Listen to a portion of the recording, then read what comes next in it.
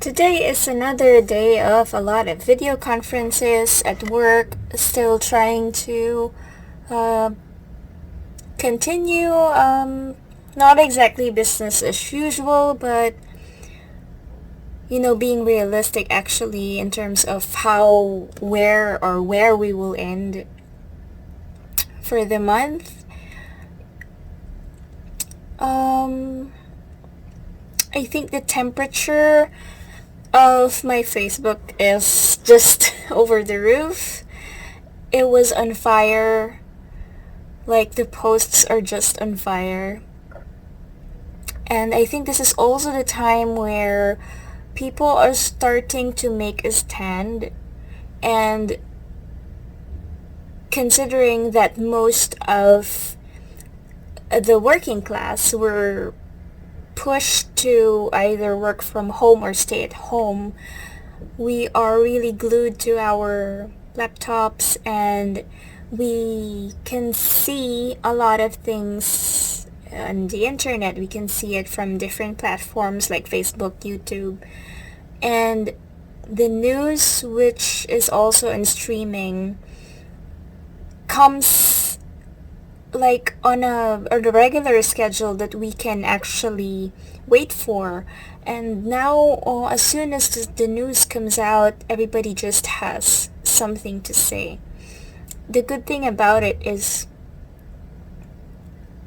there is a power in trying to speak up, when before it was just that, most of people, like me included, me and my friends, would try to stay away from politics. But now it's like everything is a matter of life and death, and you just don't keep quiet about it because people's lives are on the line. And we are really very concerned about the lives of our frontliners, because some of them weren't trained about this. The doctors are not protected enough, and when before everything can be handled in a diplomatic way, this time it's like this is an emergency, so everybody has to make a stand to say no or to say yes to something in a clear way, in a clear manner, in a humane policy. So without sounding too vague, it's just that me and my friends are starting to not go political, but actually just trying to make sense of things. And I for one have never really posted anything political or religious, but things are changing now, so this is one of the effects I noticed.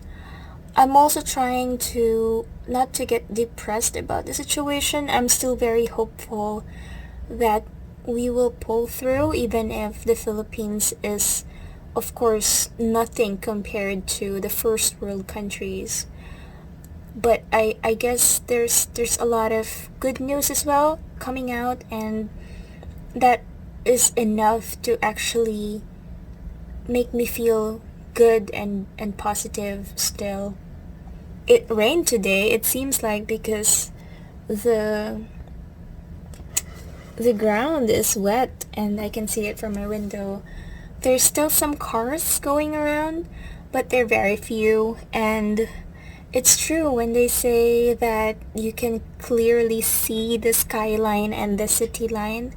There is less lights now in the city, and but despite that, you can clearly see the skyline, and what felt like a fog before is gone. So it's gloomy.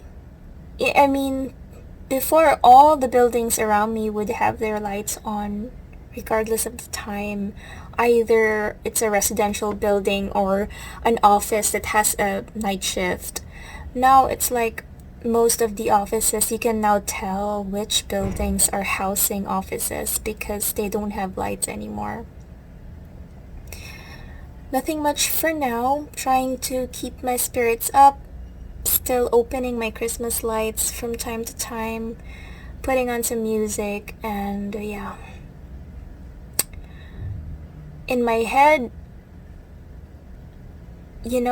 faith is not measured with any religious affiliations. And the kind of faith that I have is that I'm positive that we will pull through, and that the rest, everybody in the world will pull through.